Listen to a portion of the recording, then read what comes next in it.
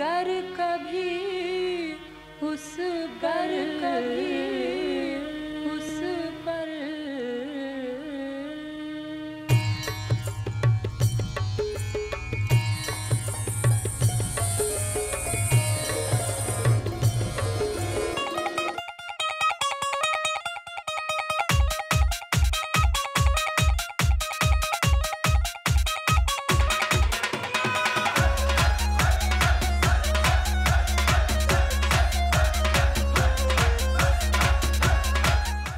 viewers.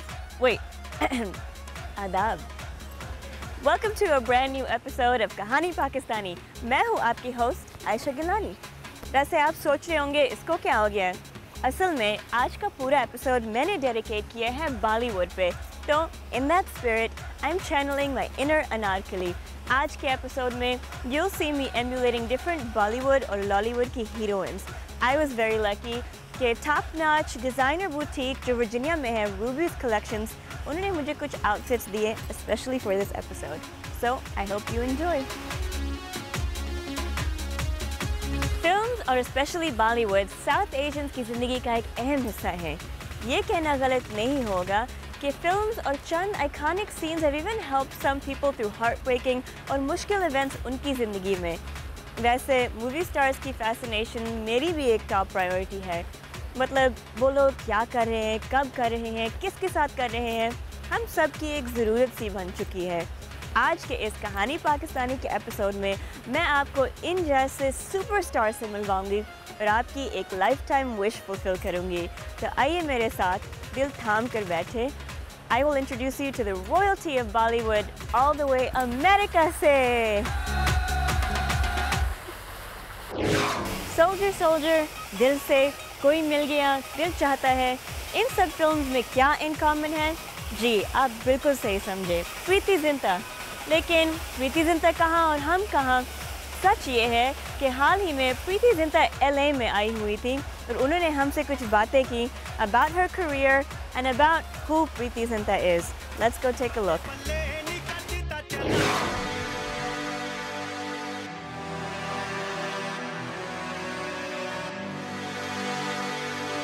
Well कहते हैं कि जो यहाँ पे लिखा होता है उसको आप बदल नहीं सकते. तो आई थिंक वैसे तो मैं मैं वैसे क्रिमिनल साइकोलॉजी पढ़ रही थी, लेकिन जहाँ मेरा एग्ज़ाम था उसके ऑपोजिट बिल्डिंग में शेखर कपूर का ऑडिशन था. तो उस वक्त मेरी फ्रेंड सुजैन का बॉयफ्रेंड उधर ऑडिशन कर रहा था, तो हम दोनों एक ही गाड़ी में आए थे.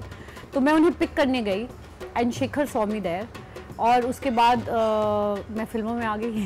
एक्चुअली जो सबसे पहली फिल्म रिलीज़ हुई वो दिल से थी और जो सबसे पहली फिल्म साइन की वो क्या कहना थी. वेल इश्क इन पेरिस एक एक्सपेरिमेंट था क्योंकि मैं देखना चाहती थी कि अगर प्रोडक्शन करनी है तो इसलिए हमने एक छोटा बजट छोटी पिक्चर बनाने की सोच की थी. एंड अभी जब मैं मुड़ के देखती हूँ तो बाप रे बहुत मुश्किल था फिल्म प्रोडक्शन. बहुत प्रॉब्लम्स हुए क्योंकि या शायद पहली बार मैं फिल्म प्रोड्यूस कर रही हूँ तो मुझे ये प्रॉब्लम्स लग रही थी. बाकी प्रोड्यूसर्स बेचारे क्या क्या उनके साथ नहीं होता है.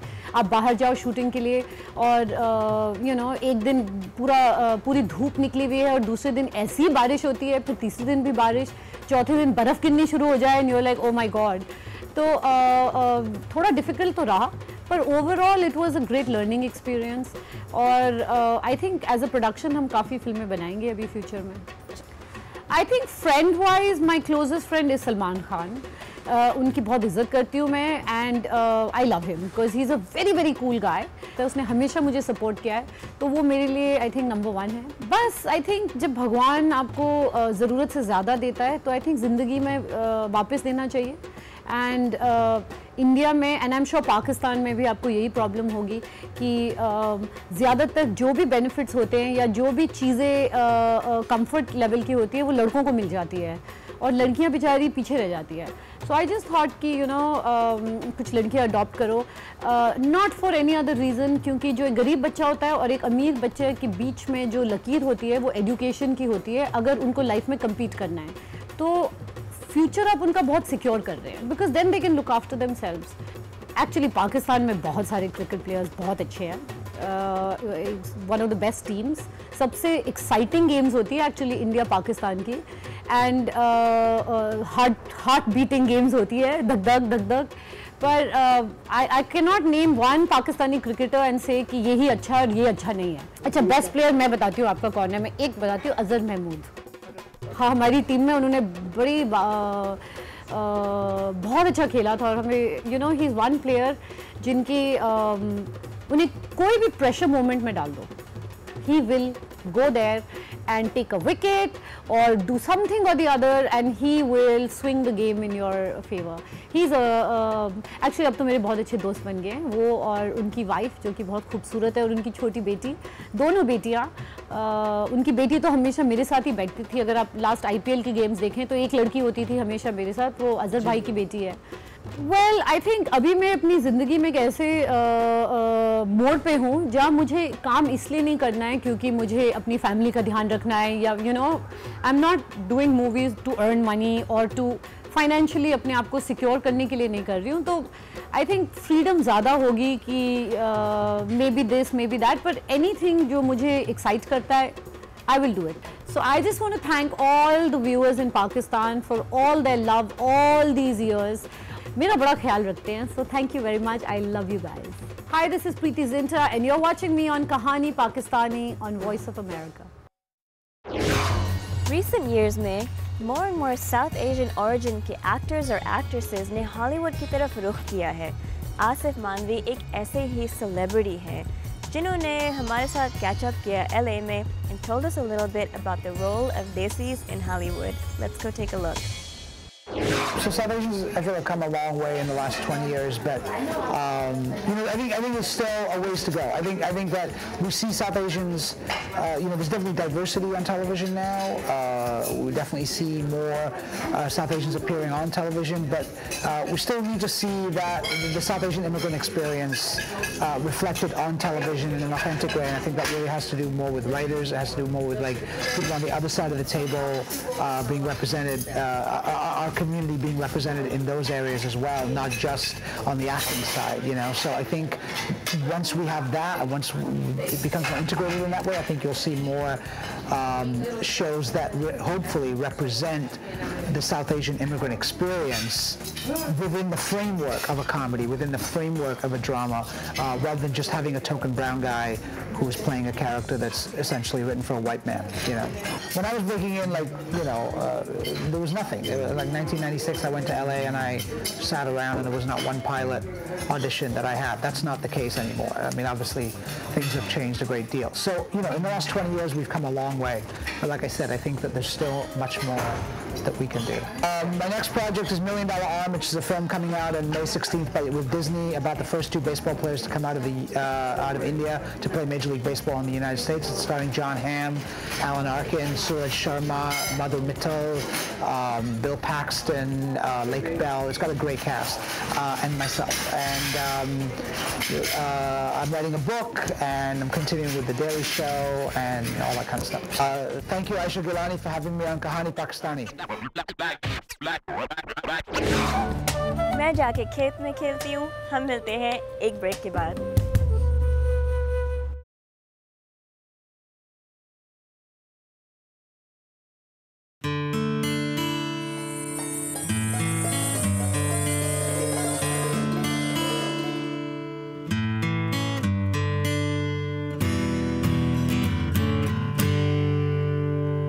आप देख रहे हैं मेरी एक्साइटमेंट। अब वक्त one of my favourite actors Aamir Khan के बारे में आपके साथ बात करने का। जैसे कि आप जानते हैं वो अवार्ड्स वगैरह नहीं एक्सेप्ट करते, लेकिन हाल ही में उन्होंने एक अवार्ड एक्सेप्ट किया for the most influential Bollywood TV and movie star and he had a lot to say about it. आदाब, खुशामदीद, सत्यमेव जयते। मैं आमिर खान आप सभी का तहे दिल से इस शो पर स्वागत करता हूँ।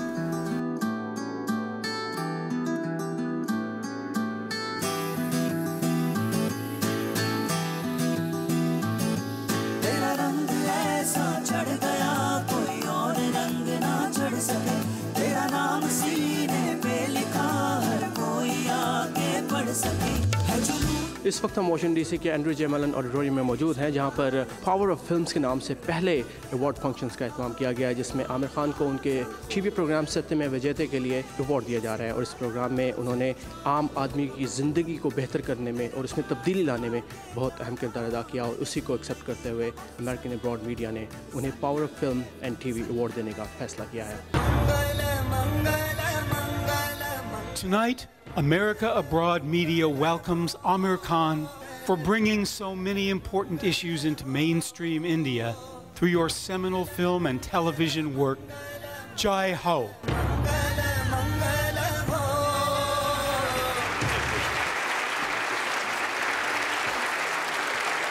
Stand right over there.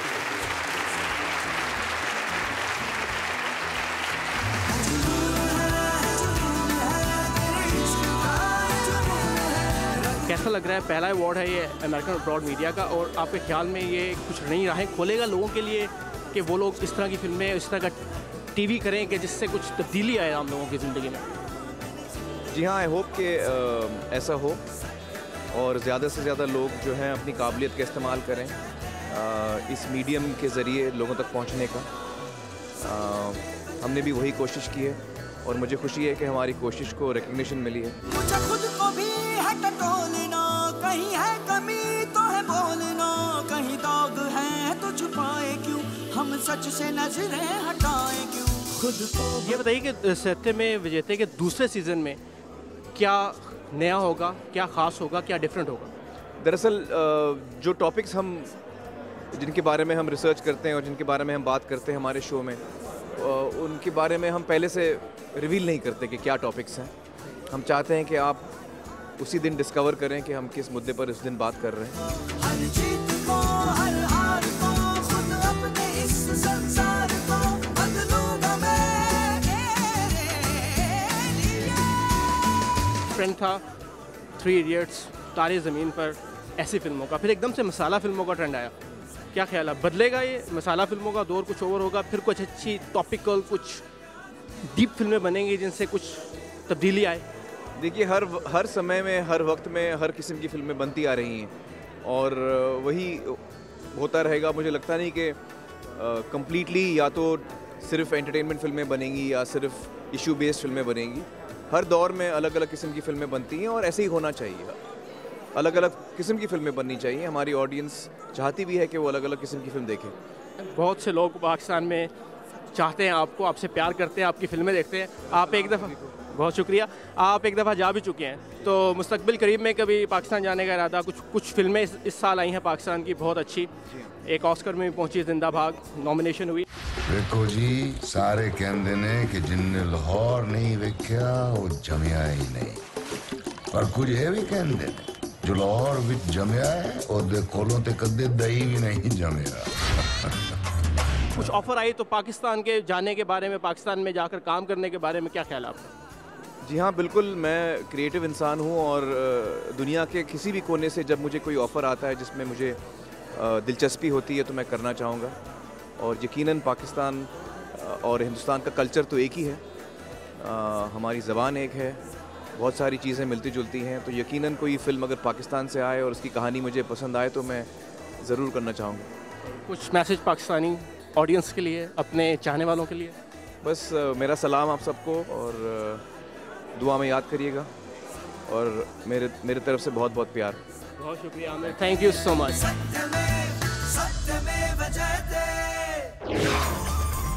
लोगों को हंसाना और उनकी ज़िंदगी में खुशी लाना एक अमेजिंग काम है।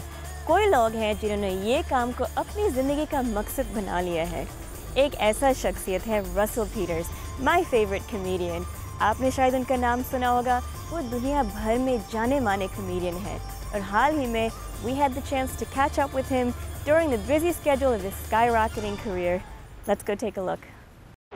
I started doing stand-up comedy in 1989 in Canada, Toronto specifically, and I just did what I love to do, and here we are 25 years later, and I was a horrible student in school, and but they knew that there was something that they knew that I do things according to how I want to do things, and fortunately they gave me the freedom to let me do what I needed to do, and here we are today. I never ever thought that I would be who I am today. I would have just been happy being a comic on the road, anonymously, but being good at my job and loving it the same way I do. Fortunately, I got, somebody upstairs has better plans for me than I had, so I'm not going to argue with them on that. Well, there was a time in 2003, when I shot the special that made me, quote unquote, famous. I would say popular more than famous. When I shot that special in August of 2003, I was dead broke. Like, when I say dead broke, I mean I was in debt. I had no money, and they paid me $7,500 for that show. And I remember getting the check and just signing it over to whoever I owed the money to, and I was just still at broke and still in debt, but in a little bit, $7,500 less debt at the time. And I just, at that time, just thought, man, I got to do something to, this better turn around for me, because I'm getting in a hole here that I'm afraid I won't be able to get out of. I went from being dead broke to, making $21 million last year.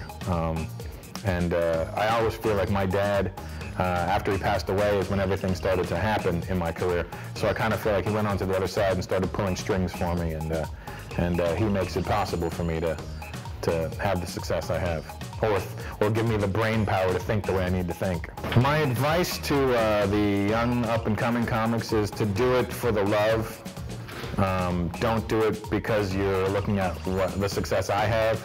That's not guaranteed. You have to understand that's not just an anomaly for an Indian person. That's an anomaly for any comic. That's something that does not happen for the best of them. And I've been lucky to have the success that I have, but I would be just as happy, again, being a road comic, doing what I love. Thank you, Asha Galani, for having me on Kahani Pakistani. Wow. मैं यहाँ पे नाचती हूँ और गाना गाती हूँ। हम मिलते हैं एक ब्रेक के बाद।